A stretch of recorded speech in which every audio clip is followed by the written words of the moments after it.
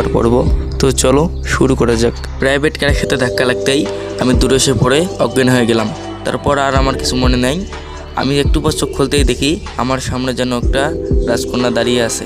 আমি তো ভাই মেয়েটার দিকে তাকিয়ে আছি। আমাকে এত যে মারছে, আমি গাড়িতে অ্যাক্সিডেন্ট হয়েছি, আমার যেন কিছু মনে নাই, শুধু আমি ওই দিকে তাকিয়ে আছি। এদিকে মেয়েটা আমাকে বলতেছে, এই যে হ্যালো। আমি নিজেকে কন্ট্রোলে এনে বললাম, আমি কোথায়? মেয়েটি বলল, আপনি হসপিটালে। আমি বললাম, কেন?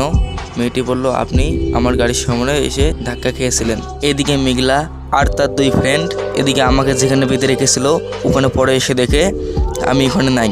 ওখানে শুধু একটা দড়ি আর রক্ত, এবং যে স্যার আমাকে বাধা ছিল ও স্যারটা শুধু পড়ে আছে। এরা তো এদিকে চিন্তায় পড়ে গেল। মেঘলা বলতেছে, কিরে ও কোথায় গেল? ও তো এখানে বাধা ছিল, ও গেল কোথায়? এখন তো মহাবিপদে পড়বো মনে হয়। ও যদি ছাড় পায় তাহলে তো আমাদেরকে শেষ করে ফেলবে। তার সাথের ফ্রেন্ড বলল, আরে চিন্তা করিস না, সমস্যা নেই, ও বেশি তো যেতে পারবে না, চল আমরা এখন তোর বাসা যাই। তারপর ওই মেয়েটি বলল, আপনি কে? আর আপনি হঠাৎ আমার গাড়ির সামনে এসে পড়েছিলেন কেন? তখন আমি বললাম, কে আমি? আমার নাম কি? আমি তো কিছু মনে করতে পারতেছি না। মেয়েটি বলল, মানে?